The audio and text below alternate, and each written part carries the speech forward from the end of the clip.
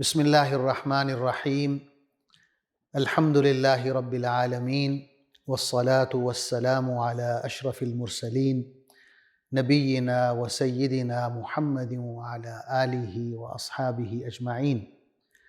ناظرین السلام علیکم۔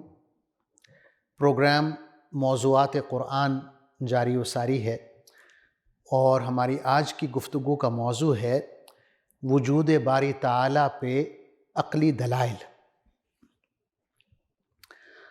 قرآن مجید کا یہ ایک بہت ہی دلچسپ موضوع رہا ہے کہ اللہ کے وجود کو عقلی طور پر ثابت کرنا۔ قرآن مجید اکثر یوں مخاطب ہوتا ہے کہ اے عقل والو یا اولو الالباب، کیا تم عقل سے کام نہیں لیتے؟ افلا تعقلون، اس طرح کے الفاظ ہم سنتے ہیں قرآن مجید میں۔ سورہ روم کی آیت نمبر 30 ہے جس میں اللہ تعالیٰ فرماتے ہیں فَأَقِمْ وَجْهَكَ لِلدِّينِ حَنِيفًا فِطْرَةَ اللَّهِ الَّتِي فَطَرَ النَّاسَ عَلَيْهَا لَا تَبْدِيلَ لِخَلْقِ اللَّهِ ذَلِكَ الدِّينُ الْقَيِّمُ وَلَكِنَّ أَكْثَرَ النَّاسِ لَا يَعْلَمُونَ۔ اس کا ترجمہ یوں ہے کہ پس اے نبی صلی اللہ علیہ وسلم، یکسو ہو کر اپنا رخ اس دین کی سمت میں جما دو، قائم ہو جاؤ اس فطرت پر جس پر اللہ تعالیٰ نے انسانوں کو پیدا کیا ہے۔ اللہ کی بنائی ہوئی ساخت بدلی نہیں جا سکتی، یہی بالکل راست اور درست دین ہے، مگر اکثر لوگ جانتے نہیں ہیں۔ اسلام دین فطرت ہے اور سائنس مطالعہ فطرت ہے، لہٰذا سائنس اور عقل کے ذریعے اس پروگرام میں ہم اللہ تعالیٰ کے وجود کو ثابت کرنے کی کوشش کریں گے۔ اللہ تعالیٰ کے وجود پر 3 قسم کے دلائل دیے جا سکتے ہیں۔ فطری دلائل ہیں، عقلی دلائل ہیں اور شرعی دلائل ہیں۔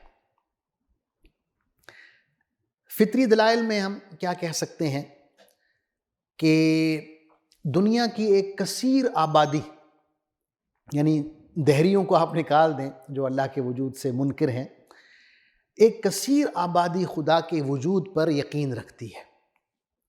یعنی اگر انسان کی جو فطرت سلیمہ ہے اس کو مسخ نہ کر دیا گیا ہو تو وہ اللہ کے وجود پر گواہی دیتی ہے۔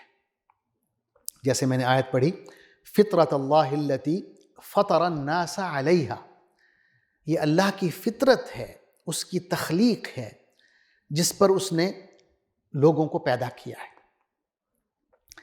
یہ جو لفظ ہے فطرت، اسے رسول اللہ صلی اللہ علیہ وسلم نے بھی استعمال فرمایا ہے۔ حدیث میں آتا ہے ما من مولود الا ویولد علی الفطرہ، کہ ہر بچہ فطرت کے مطابق پیدا ہوتا ہے۔ فطرت سلیمہ، فطرت سلیمہ میں کیا ہے؟ توحید باری تعالیٰ ہے، اللہ کے وجود پر یقین ہے اور اس کی وحدانیت پر یقین ہے۔ اللہ موجود ہے اور اکیلا ہے، کیونکہ یہ جو حدیث ہے جس میں آپ صلی اللہ علیہ وسلم نے فرمایا ہے کہ ہر بچہ فطرت پر پیدا ہوتا ہے، اس کے بعد فرمایا کہ پھر اس کے والدین یا اس کو یہودی بنا دیتے ہیں یا اس کو عیسائی بنا دیتے ہیں یا اسے آتش پرست بنا دیتے ہیں۔ یعنی اگر اس کی فطرت کو مسخ نہ کیا جائے، اس کو اس کے حال پر چھوڑ دیا جائے، تو وہ اس کی اٹھان ایک مسلمان کی اٹھان ہوگی، ایک توحید پرست کی اٹھان ہوگی، کیونکہ انسان اندر سے محسوس کرتا ہے کہ اس کا کوئی رب ہے، اس کا کوئی خالق ہے، مالک ہے، وہ اس کی ضرورت کو محسوس کرتا ہے۔ جب ہم مشکل میں گھر جاتے ہیں تو ہم اللہ کی ذات کو پکارتے ہیں۔ حدیث میں آتا ہے کہ جب رسول اللہ صلی اللہ علیہ وسلم معراج کے سفر پہ تشریف لے گئے تو آپ نے حضرت ابراہیم علیہ السلام کو دیکھا۔ آپ نے دیکھا کہ ان کے ارد گرد کچھ بچے ہیں جو کھیل رہے ہیں، اور وہ بچے مسلمانوں کے بھی ہیں اور کافروں کے بھی ہیں۔ یعنی ابھی وہ اپنی فطرت سلیمہ پر ہیں سارے کے سارے، گو کہ وہ کافروں کی اولاد بھی ہیں لیکن وہ فطرت سلیمہ پر ہیں، لہٰذا وہ مسلمان شمار ہو رہے ہیں، اور ابو الانبیاء حضرت ابراہیم علیہ السلام کے ساتھ وہ ان کی معیت میں وہ موجود ہیں، وہ کھیل رہے ہیں۔ تو یہ فطرت کے حوالے سے ہے، فطرت سلیمہ کے حوالے سے، کہ انسان اس فطرت پر جب پیدا ہوتا ہے اور اگر اس کی فطرت کو مسخ نہ کیا جائے تو وہ اللہ کے وجود پر اور اس کی توحید پر کاربند رہتا ہے، یقین رکھتا ہے، ایمان رکھتا ہے۔ جہاں تک عقلی دلائل کا تعلق ہے، اس میں اللہ تعالیٰ نے سورہ ابراہیم میں ایک آیت میں فرمایا ہے، قالت رسلهم افی اللہ شک فاطر السماوات والارض، کہ جو رسول اللہ نے بھیجے انہوں نے اپنے لوگوں سے یوں پوچھا کہ کیا اللہ کے بارے میں بھی کوئی شک ہو سکتا ہے جس نے آسمانوں کو اور زمین کو پیدا کیا ہے؟ یعنی عقلی دلائل میں تخلیق کائنات کا ذکر ہوتا ہے کہ اللہ نے اتنی بڑی کائنات پیدا کر دی جس میں آسمان ہے، کہکشائیں ہیں، ستارے ہیں، نظام شمسی ہیں، ہماری زمین ہے، زمین میں حضرت انسان ہیں، سمندر ہیں، دریا ہیں، پہاڑ ہیں، درخت ہیں۔ پھر یہ کہ کائنات کا باریک نظام جو ہے وہ ایٹم سے شروع ہو رہا ہے، اور یہی نظام جو ہے تمام اجرام فلکی میں بھی نافذ ہے۔ ایٹم کو لے لیں، اس کی حرکت کو لے لیں جو اینٹی کلاک وائز ہے، وہی حرکت آپ کو تمام سیاروں میں، تمام ستاروں میں، تمام اجرام فلکی میں نظر آئے گی، ایک ہی حرکت، ایک ہی نظام۔ قرآن مجید میں اللہ تعالیٰ فرماتے ہیں سورہ بقرہ میں، وَإِلَٰهُكُمْ إِلَٰهٌ وَاحِدٌ لَا إِلَٰهَ إِلَّا هُوَ الرَّحْمَٰنُ الرَّحِيمُ إِنَّ فِي خَلْقِ السَّمَاوَاتِ وَالْأَرْضِ وَاخْتِلَافِ اللَّيْلِ وَالنَّهَارِ وَالْفُلْكِ الَّتِي تَجْرِي فِي الْبَحْرِ بِمَا يَنْفَعُ النَّاسَ وَمَا أَنزَلَ اللَّهُ مِنَ السَّمَاءِ مِن مَّاءٍ فَأَحْيَا بِهِ الْأَرْضَ بَعْدَ مَوْتِهَا وَبَثَّ فِيهَا مِن كُلِّ دَابَّةٍ وَتَصْرِيفِ الرِّيَاحِ وَالسَّحَابِ الْمُسَخَّرِ بَيْنَ السَّمَاءِ وَالْأَرْضِ لَآيَاتٍ لِقَوْمٍ يَعْقِلُونَ۔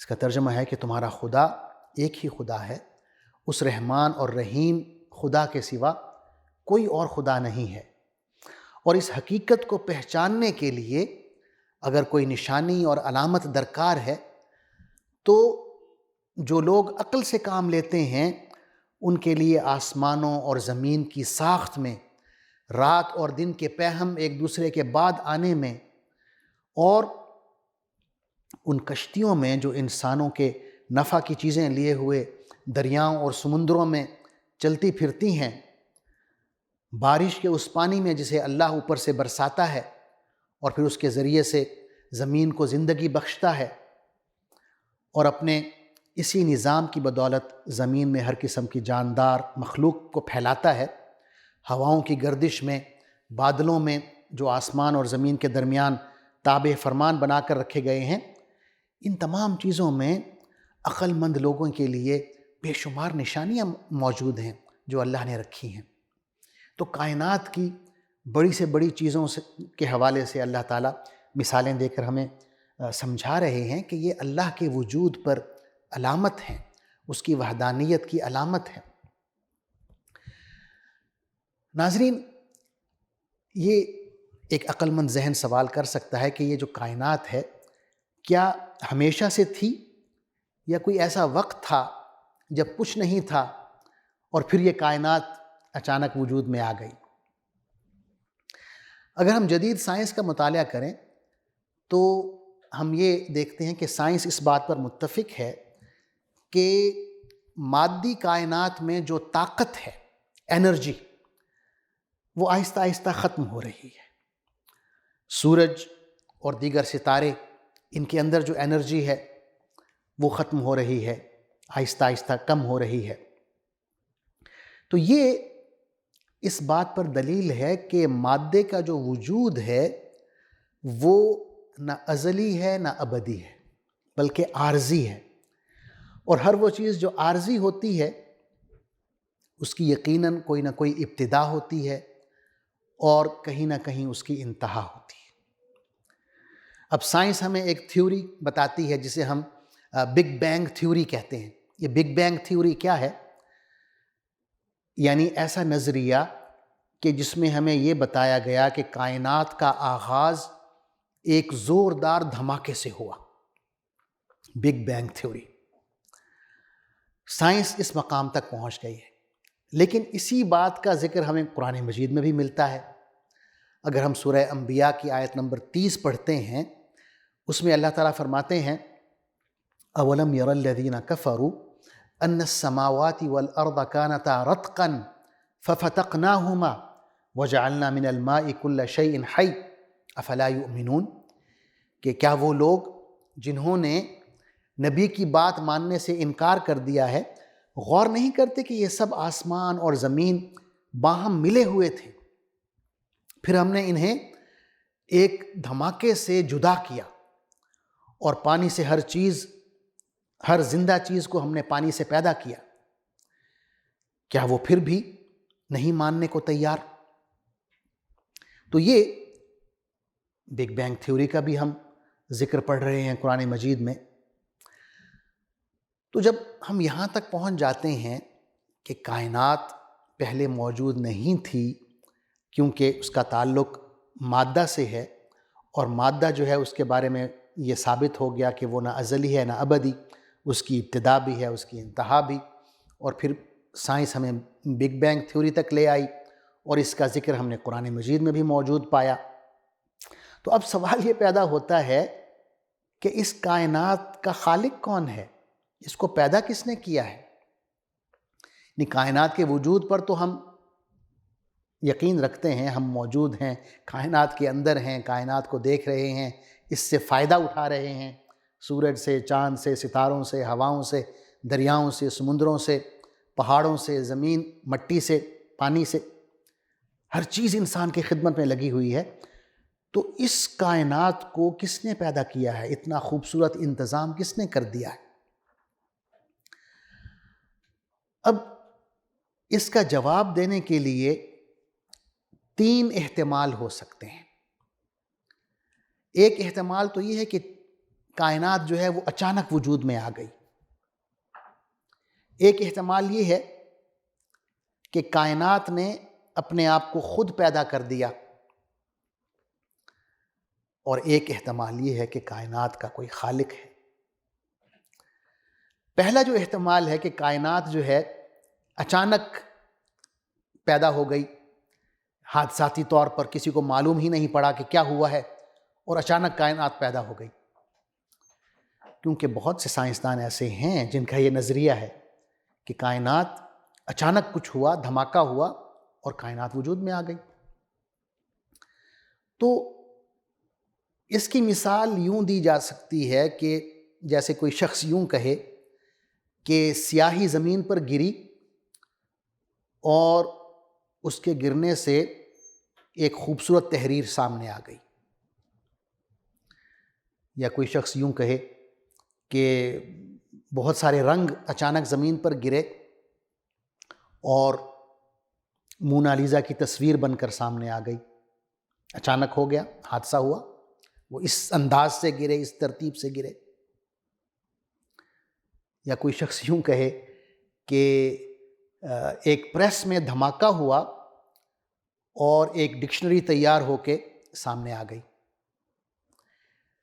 یعنی اگر کوئی شخص یہ کہے، اگر اس کا یہ نظریہ ہو کہ کائنات اچانک وجود میں آ گئی دھماکے کے نتیجے میں، تو پھر ان احتمالات پہ اس کو بھی یقین کرنا چاہیے کہ اس طرح بھی ہو سکتا ہے کہ آپ سیاہی زمین پر گرائیں اور ایک خوبصورت موضوع کسی سائنٹیفک ایشو پر تیار ہو کر سامنے آ جائے، یا رنگ گرائیں اور خوبصورت تصویر بن جائے، یا الفاظ کو کٹھا پھینکیں، اچھالیں اور وہ ڈکشنری کی ترتیب اختیار کر لیں اور آپ کے سامنے اسی ترتیب کے ساتھ آ جائیں۔ تو ہر عقل مند انسان کہے گا کہ اگر کوئی شخص اس احتمال کو صحیح مانتا ہے تو پھر اسے اپنی عقل کی خیر منانی چاہیے۔ اسی طرح دوسرا احتمال ہے کہ اس کائنات نے اپنے آپ کو خود پیدا کر لیا ہے، انسانوں نے خود اپنے آپ کو پیدا کر لیا ہے، جانوروں نے خود اپنے آپ کو پیدا کر لیا ہے، جمادات نے، نباتات نے، ہر چیز نے اپنے آپ کو خود پیدا کر لیا ہے، ہر چیز اپنا خالق خود ہے۔ یہ بھی ایک احتمال ہے اور بہت سے سائنسدان اس نظریے کے حامل ہیں، اور یہ سوال اللہ تعالیٰ ہم سے قرآن مجید میں پوچھتا ہے۔ سورہ طور کی آیت ہے، ام خلقوا من غیر شیء ام هم الخالقون ام خلقوا السماوات والارض بل لا یوقنون، کیا یہ کسی خالق کے بغیر خود پیدا ہو گئے ہیں یا یہ خود اپنے خالق ہیں؟ یہ زمین اور آسمان کو انہوں نے پیدا کیا ہے۔ اصل بات یہ ہے کہ یہ یقین نہیں رکھتے، یہ ان کا مسئلہ ہے۔ کیونکہ میں آپ کے سامنے بیٹھا ہوں محمد زید ملک، میں تو علی وجہ البصیرت یہ کہہ سکتا ہوں کہ میں نے اپنے آپ کو پیدا نہیں کیا، نہ میرے والد نے کبھی یہ دعویٰ کیا، نہ میرے دادا نے کبھی یہ دعویٰ کیا کہ انہوں نے اپنے آپ کو پیدا کیا، نہ میرے بچے یہ دعویٰ کرتے ہیں۔ تو تخلیق کا عمل تو ہے، اس سے تو انکار نہیں ہے۔ میں پیدا ہوا، میرے والد پیدا ہوئے، میرے دادا پیدا ہوئے، دادا فوت ہو چکے، والد شہید ہو چکے، میں موجود ہوں، میں نے بھی اس دنیا سے جانا ہے، لیکن کیا میں نے اپنے آپ کو پیدا کیا ہے؟ ہرگز نہیں۔ تو اللہ تعالیٰ یہ سوال ہم سے کرتے ہیں کہ کیا یہ کسی خالق کے بغیر تخلیق ہو گئے ہیں یا انہوں نے اپنے آپ کو خود پیدا کر لیا ہے؟ کیا انہوں نے آسمانوں کو پیدا کیا ہے، زمین کو پیدا کیا ہے؟ نہیں، ان کا اصل مسئلہ یہ ہے کہ ان کے دلوں میں ایمان نہیں ہے، یقین نہیں ہے۔ تو یہ دوسرا احتمال بھی غلط ثابت ہوا۔ اب آخری احتمال باقی رہ جاتا ہے کہ اس کائنات کا کوئی خالق ہونا چاہیے، اور اسلام یہی کہتا ہے کہ اس کائنات کا ایک خالق ہے، اور اگر ہم اس کائنات کے اس خالق کو مانتے ہیں تو پھر اسے اس کائنات سے مختلف ماننا ہوگا، اس کائنات سے بہت بڑا اور عظیم ماننا ہوگا۔ اللہ تعالیٰ فرماتے ہیں کہ مخلوق میں سے کوئی چیز اس جیسی نہیں ہے، وہ علیحدہ ہی ہے، یونیک ہے، وحدہ لا شریک ہے۔ سورہ شورى میں اللہ تعالیٰ اپنے بارے میں فرماتے ہیں، لیس کمثلہ شیء وہو السمیع البصیر، اس جیسی کوئی مثال ہی نہیں ہے، اس جیسا کوئی ہے ہی نہیں۔ وَلَمْ يَكُنْ لَهُ كُفُوًا أَحَدٌ، اس کا کوئی ہمسر ہی نہیں ہے، کوئی اس جیسا ہی نہیں ہے، اس کی برابری کرنے کے کوئی لائق نہیں ہے۔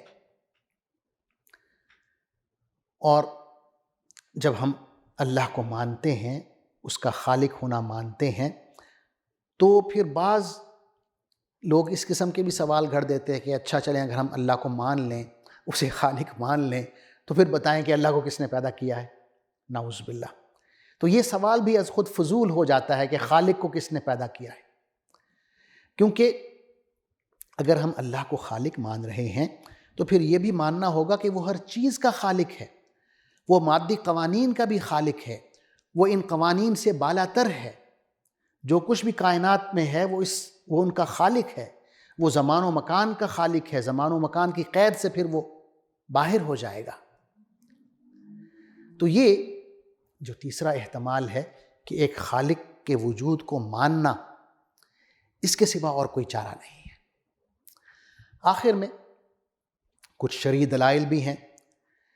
شرعی دلائل میں ہم یہ دیکھتے ہیں کہ اس دنیا میں مختلف شریعتوں کا وجود ہے، آسمانی شریعتیں ہیں، یہودیت کی شکل میں ہیں، عیسائیت کی شکل میں ہے، اسلام کی شکل میں ہے، اور ہم ان تینوں شریعتوں میں دیکھتے ہیں کہ اللہ کے وجود پر ایمان لایا گیا ہے۔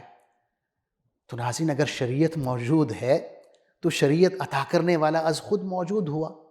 اگر آپ شریعت پر ایمان لا رہے ہیں تو شریعت عطا کرنے والے پر ایمان جو ہے وہ از خود ہمارے دلوں میں پہلے سے موجود ہے، شریعت کو نازل کرنے والا بھی موجود ہے۔ اور تمام شریعتیں جو ہیں اللہ کے وجود پر، اس کے خالق ہونے پر، اس کے علام الغیوب ہونے پر، اس کے حکیم ہونے پر، اس کے رحمان و رحیم ہونے پر قائل ہیں، ایمان رکھتی ہیں۔ مثال کے طور پہ اگر ہم یہودی مذہب میں دیکھیں توریت میں، تو توریت کی جو شروع کی کتاب ہے خروج، ایکسوڈس، اس کے باب نمبر 20 کی آیت نمبر 2 اور 3 میں ہم یہ پڑھتے ہیں، اللہ تعالیٰ فرما رہے ہیں کہ میں رب ہوں، تمہارا خدا ہوں، جس نے تمہیں مصر سے نکالا جہاں تم غلام تھے، تم میرے سوا کسی اور کی عبادت نہیں کرو گے۔ یعنی اللہ ان سے معاہدہ لے رہے ہیں۔ اور اس طرح کی کئی آیات ہیں توریت میں۔ انجیل میں ہم دیکھتے ہیں، انجیل کی کتاب ہے مرقس یا مارک، اس کا باب 12 ہے، باب نمبر 12 کی آیت نمبر 29 میں ہم دیکھتے ہیں کہ حضرت عیسیٰ علیہ السلام اپنی قوم کو، بنی اسرائیل کو واعظ کر رہے ہیں، نصیحت کر رہے ہیں کہ ایک شخص آتا ہے اور وہ کہتا ہے کہ مجھے بتائیں کہ سب سے اہم حکم کیا ہے اللہ کا۔ تو وہ یوں کہتے ہیں کہ اے بنی اسرائیل، میری بات غور سے سنو، اللہ کا جو سب سے اہم حکم ہے وہ یہ ہے کہ اللہ ایک ہے۔ یہ حضرت عیسیٰ علیہ السلام توحید کے حوالے سے بیان فرما رہے ہیں۔ تو ناظرین، یہ ایک بہت ہی وسیع موضوع ہے، وجود باری تعالیٰ پر یقین رکھنا اور وجود اللہ کے وجود کو عقلی طور پر ثابت کرنا۔ والد مرحوم جناب ڈاکٹر غلام مرتضیٰ شہید، انہوں نے اس موضوع پر بہت ہی خوبصورتی سے قلم اٹھایا ہے۔ ان کی کتاب ہے، اگر آپ اس موضوع پر مزید مطالعہ کرنا چاہیں تو ان کی کتاب ہے وجود باری تعالیٰ اور توحید۔ یہ انہوں نے تقریباً 30-35 سال پہلے لکھی تھی، وجود باری تعالیٰ اور توحید۔ اور یہ اگر آپ مزید مطالعہ کرنا چاہیں تو یہ کتاب ضرور پڑھیں۔ اس کتاب کو پڑھنے سے الحمدللہ بہت سے ایسے لوگ جن کا اللہ پر ایمان نہیں تھا، وہ دوبارہ اسلام کے دائرے میں داخل ہوئے، اللہ پر ان کا ایمان بحال ہوا۔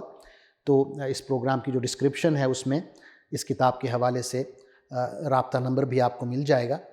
اور یہیں پہ میں اپنی بات ختم کرتا ہوں۔ اللہ تعالیٰ آپ کو جزائے خیر دے۔ آپ نے میری گفتگو غور سے سنی، بہت بہت شکریہ۔